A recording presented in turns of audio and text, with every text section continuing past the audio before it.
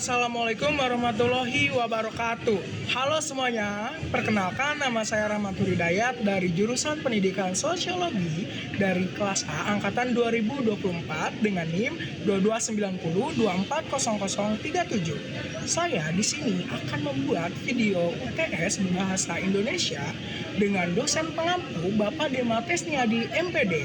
Di sini saya akan membuat video terkait bahasa baku. Bahasa baku itu apa ya? Bahasa baku adalah bahasa yang penggunaannya sesuai dengan kaidah yang ditetapkan dalam Kamus Besar Bahasa Indonesia (KBBI) dan Pedoman Umum Ejaan Bahasa Indonesia (PUEBI). Bahasa baku digunakan dalam berbagai konteks formal seperti dokumen resmi, karya ilmiah, laporan, pidato, dan komunikasi profesional. Adapun ciri-ciri dari bahasa baku yakni yang pertama, tidak dipengaruhi bahasa daerah dan asing. Yang kedua, bukan sebagai bahasa percakapan. Yang ketiga, yakni kejelasan imbuhan. Yang keempat, kesesuaian konteks. Yang kelima, ketunggalan makna. Dan yang terakhir yakni ketiadaan hiperkorek. Di dalam bahasa baku memiliki 4 fungsi, yakni yang pertama, fungsi pemersatu. Bahasa baku berperan sebagai alat pemersatu bangsa Indonesia yang terdiri dari berbagai suku, budaya, dan bahasa daerah. Dengan adanya bahasa baku, komunikasi antar individu dari berbagai latar belakang menjadi lebih mudah dan efektif sehingga memperkuat persatuan bangsa yang multikultural. Fungsi yang kedua yakni fungsi kekhasan. Bahasa baku memberikan identitas khas bagi bahasa Indonesia yang membedakannya dengan bahasa lain.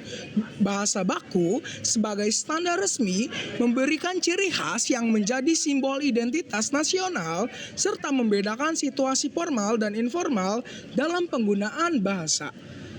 Fungsi yang ketiga yakni fungsi kewibawaan. Bahasa baku membawa wibawa bagi penggunanya, terutama dalam konteks formal seperti pemerintahan, pendidikan, dan bidang resmi lainnya. Bahasa yang benar dan sesuai kaidah secara simbolik menunjukkan kecerdasan dan kredibilitas. Fungsi yang terakhir yakni fungsi kerangka acuan. Bahasa baku berfungsi sebagai kerangka acuan yang mengatur norma dan kaidah penggunaan bahasa Indonesia. Fungsi ini membantu penutur berkomunikasi dengan jelas dan tepat serta menghindari kesalahpahaman.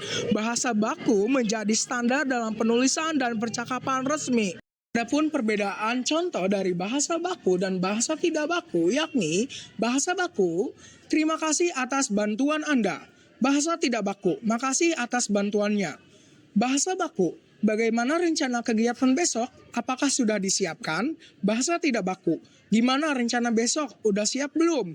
Bahasa baku, dia mengatakan bahwa rapat akan diundur lusa. Bahasa tidak baku, dia bilang rapatnya diundur lusa. Bahasa baku, saya tidak setuju dengan usulan tersebut. Bahasa tidak baku, saya enggak setuju sama usulan itu. Bahasa baku, Dinar tertawa setelah mendengar cerita lucu. Bahasa tidak baku, Dinar ketawa setelah mendengar cerita lucu. Bahasa baku, saya sudah memberitahukan hal ini kepada atasan. Bahasa tidak baku, saya udah kasih tahu ke atasan soal ini. Mengapa bahasa baku itu penting?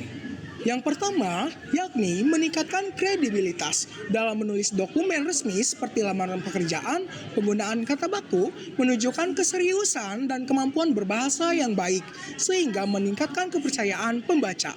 Yang kedua, yakni menjaga kejelasan dan ketepatan makna. Kata baku memiliki makna yang lebih spesifik dan telah disepakati secara umum. Dengan kata lain, kata baku membantu menghindari kesalahpahaman. Yang ketiga, yakni mencerminkan pendidikan dan profesionalisme. Kemampuan menggunakan kata baku menunjukkan bahwa seseorang memahami kaidah bahasa yang benar, yang seringkali menjadi penilaian terhadap tingkat pendidikan dan profesionalisme seseorang.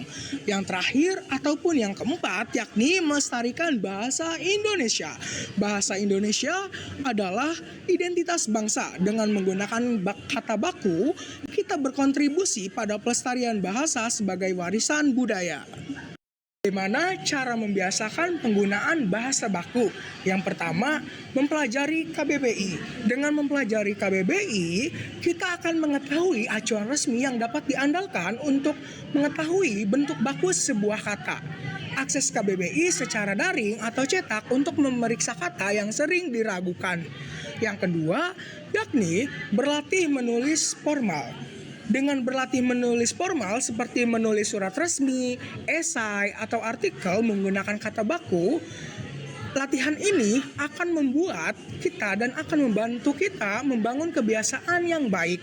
Kemudian yang ketiga yakni perhatikan media resmi. Dengan memperhatikan media resmi seperti berita, artikel, pemerintahan, atau dokumen akademik, kita akan memperkaya kosakata ataupun bahasa baku yang ada. Kemudian yang selanjutnya yakni membaca buku sastra.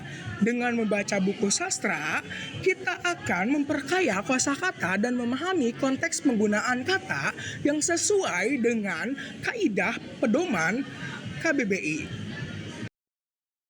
Itu saja yang dapat saya sampaikan. Terima kasih atas perhatiannya. Saya cukupkan. Wabillahi taufiq wal hidayah. Wassalamualaikum warahmatullahi wabarakatuh.